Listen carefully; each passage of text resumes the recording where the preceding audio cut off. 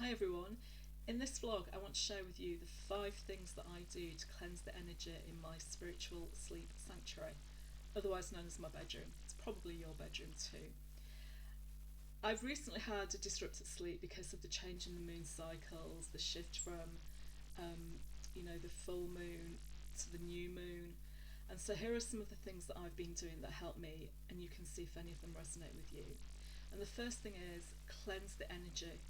So you can smudge, you can use incense, you can use essential oil in a diffuser, you can light a candle. I, at the moment, am using white sage incense sticks to cleanse the energy in rooms, and I love those. And you probably know that sage is well known for its cleansing properties, but if you don't have any sage, use something that you do have. So if you have some incense sticks, essential oils, or a candle that have a different fragrance to white sage, but it's something that you like, just use that.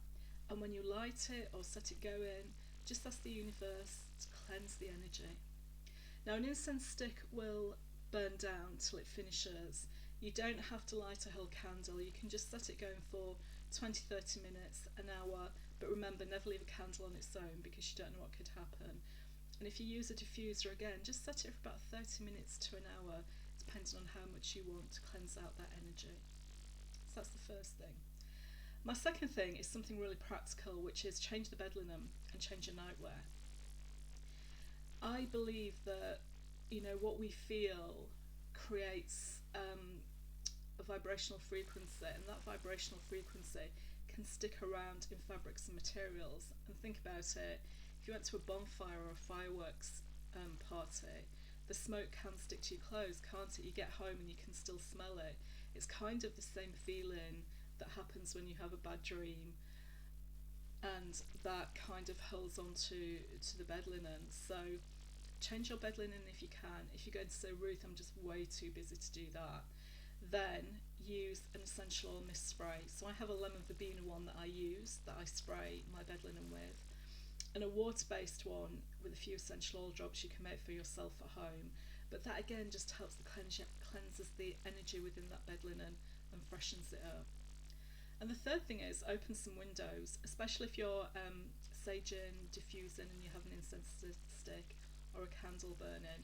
Allow space for the old energy to move out. So have a window open to allow that to happen. And if you have a dream catcher at your window, it helps cleanse the dream catcher as well. Because remember, the dream catchers are holding onto the energy of all the bad dreams and the nightmares and the things that you don't want. So they do need to be cleansed out from time to time. So having the window open helps the dream catcher as well. You could also take your dream catcher outside and just kind of waft it about for a little bit to cleanse the energy from that as well. The fourth thing is about electronics. So what I do is during the day I will switch off the 2 things that I have plugged in my bedroom, which is kind of a radio alarm clock and a bedside light, because that electronic energy also has its own vibrational frequency within the bedroom, and sometimes it can be that's disrupting the sleep. I don't have a TV in my room. I keep the electronic equipment down to a minimum in the bedroom, and you might want to do the same.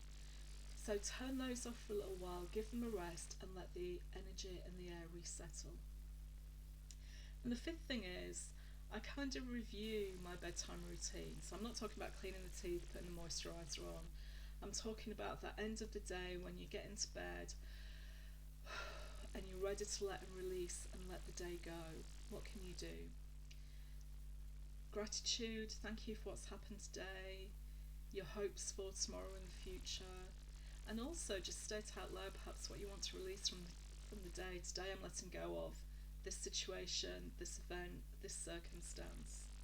Now you can journal all those if you want. You can do it before you go to bed. I wouldn't necessarily do that in the bedroom. You can do it before you go to bed, or you can say them in your head or say them out loud. The 2 things I usually do without fail are have a little mantra that as I pull the bed covers up to my chin and I'm closing my eyes, I have a little mantra that I say to myself. I'm not going to share that with you because that's mine, but you could create your own. So as you settle down for the night in bed, you could say sleep, peace, rest, nourish. Choose your own words. And I generally have 4 words in a mantra. I don't know why, but that's what I do. You can choose your own. But some words that you want: a peaceful night, that just encourage you to have that sense of peacefulness as you go to sleep. And one of the other things I do is I have a fall asleep roll on, and I put that on my points there, the temple and the wrists, and I sometimes put it on my pillow as well. So you may have something like that. You may have a nighttime balm that you use, or a lavender spray. But what I would say is, don't do too much. Those 5 things help me. They may help you. There may be one that just really resonates with you. So just pick one thing, try it, and see if it works for you.